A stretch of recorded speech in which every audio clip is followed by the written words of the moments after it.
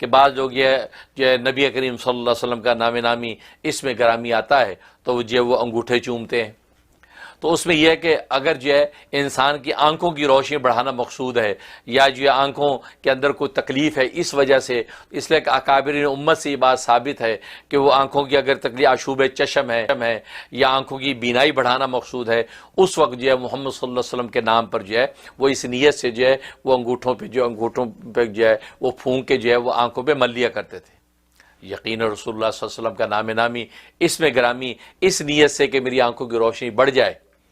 اور میری آنکھوں کے اندر کسی قسم کو جو ہے وہ رفع ہو جائے، تو آشوب چشم کی اس مرض کے لیے آپ بالکل جو ہے یہ عمل کر سکتے، اس میں کوئی مذاقہ نہیں ہے۔ لیکن کسی عمل کو سنت یا دین کا حصہ بنا کے جب آپ کریں گے تو پھر بدعت کا فتویٰ لگتا ہے۔ لہٰذا آپ جو ہے اس نیت سے کہ صرف محض برکت کے لیے اور یا محض جو ہے وہ اس کے لیے کہ میری آنکھوں کی روشنی جو ہے وہ بڑھ جائے یا میری آنکھوں کی تکلیف دور ہو جائے، اس نیت سے آپ اس نے محبت سے اگر آپ نے چوم لیا تو کوئی مذاقہ نہیں ہے۔ تو محبت سے تو انسان اپنے بچے کو بھی چوم لیتا ہے، اپنی بیوی کو بھی چوم لیتا ہے، تو محبت سے کسی کو اس طرح چوم لینا اس پہ کوئی مذاقہ نہیں ہے۔ تو محبت سے اگر آپ اس طرح چوم لیتے ہیں لیکن اس کو سنت نہ سمجھیں کہ یہ نبی پاک صلی اللہ علیہ وسلم کی سنت ہے، یا اس کو دین کا حصہ نہ سمجھیں، کیونکہ بدعت کی بحث اس وقت کھڑی ہوتی ہے جب کسی عمل کو آپ دین کا حصہ سمجھ کے کریں یا اس کو سنت نبوی سمجھ کے کریں گے، اب وہ بدعت بن جائے گی۔ لہٰذا انگوٹھوں کو چومنے کا جو عمل ہے وہ اگر اس نیت سے کرتے ہیں کہ یہ سنت ہے یا نبی پاک صلی اللہ علیہ وسلم کی سنت سے ثابت ہے، یا یہ وہ کہتے ہیں کہ بھئی یہ جو ہے وہ دین کا ایک حصہ ہے، دین کا جز سمجھ کے کرتے ہیں، تو اپنی نیت کی اصلاح کر لیں۔ انٹینشن بدلنے سے حکم بدل جاتے ہیں، بس انٹینشن بدل لیں کہ یہ بس نبی پاک کا نام آیا تو محبت سے ہم نے آنکھیں پہ جو ہے وہ انگوٹھے چوم لیے، محبت سے چوم لیے، تو اس میں جو ہے وہ کوئی مذاقہ نہیں ہے۔ لیکن اس کو آپ یا علاج کے طور پہ آپ نے آنکھوں پہ مل لیا تو اس میں کوئی مذاقہ نہیں ہے، لیکن وہ بدعت یا سنت کی بحث وہاں نہیں ہوگی۔ اور باقی اس کی جو اصل ہے، اصل اس سے چلی ہے کہ حضرت صلاۃ والسلام کے حوالے سے ایک روایت پیش کی جاتی ہے کہ آدم علیہ الصلاۃ والسلام کے انگوٹھوں میں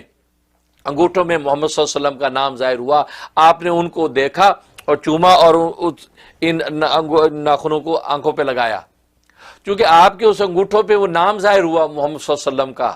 تو لہٰذا اس کو آپ چوم کے آنکھوں کو لگایا۔ تو ایسے تو نام اگر کاغذ پہ بھی لکھا ہو اور لکھے کاغذ پہ محمد کا نام لکھا چوم کے آنکھوں کو لگائے، آپ کو کوئی منع نہیں کرے گا۔ لیکن سوال یہ کہ جب آپ انگوٹھے چومتے ہیں تو آپ کے ان ناخنوں کے اندر تو محمد کا نام نہیں ہے، تو آپ انگوٹھے نیرے کیوں چوم رہے ہیں؟ آپ نے سنا ہے، آپ کی آواز کان میں محمد کی پڑی ہے تو آپ کے کانوں میں پڑی ہے، تو آپ کے کان چومنے کے قابل ہیں کہ کوئی آپ کے کانوں کو چومے کہ ان کانوں نے محمد سنا ہے، یا جس نے محمد بولا ہے وہ محمد بولا جس ہونٹوں سے نکلا ہے وہ ہونٹ اس قابل ہے کہ ان ہونٹوں کو چوما جائے، آپ جا کے اس کے ہونٹ چومے کہ آپ کے ہونٹ مبارک سے محمد کا نام نکلا، ہونٹوں کو چومے، اس زبان کو چومے جس زبان سے یہ زبان جاری ہوا۔ تو انگوٹھوں کو چومنا تو اس وجہ سے کہ اس روایت کو پیش کرنے کی وجہ سے اگر چومتے ہیں تو اس کی تو اصل بنتی نہیں، کیونکہ آپ کے انگوٹھوں کا تو کوئی تعلق نہیں ہے۔ آپ نے محمد کان سے سنا تو لہذا کان چومنے کے قابل ہوئے، منہ سے نکلا منہ چومنے کے قابل ہوا، زبان نے بولا تو زبان چومنے کے قابل ہوئی۔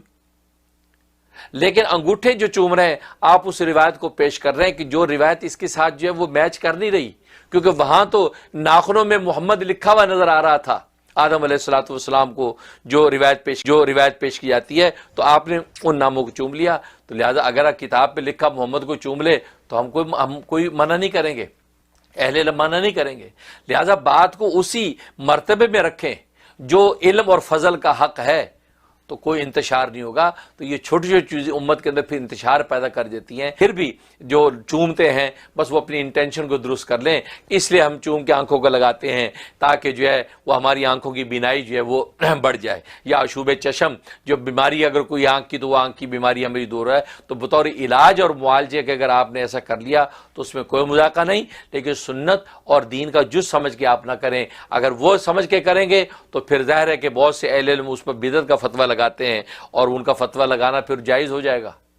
اس لیے آپ ایسا کام کریں تاکہ وہ بدعت کا فتویٰ بھی نہ لگائیں اور آپ کا عمل بھی اظہار محبت کے طور پہ درست ہو جائے۔ اللہ تبارک و تعالی عمل کی توفیق عطا فرمائے۔ اس بات کو میں نے تفصیل و وضاحت اس لیے پیش کیا، یہ بہت کنٹروورسی اس مسئلے کی پیدا ہو جاتی ہے اور فرقہ بندی کی وجہ سے پھر ایک دوسرے کو انسان نیچا دکھانے کی کوشش کرتا ہے، اس لیے میں نے سب لوگوں کو اکوموڈیٹ کرنے کی کوشش کی ہے۔ لہذا اسی اکوموڈیشن کے ساتھ امت اگر بڑھتی رہے گی تو کوئی مذاقہ نہیں ہے، رسول اللہ بھی خوش ہوں گے اور ہم اپنی منزل بھی پا لیں گے۔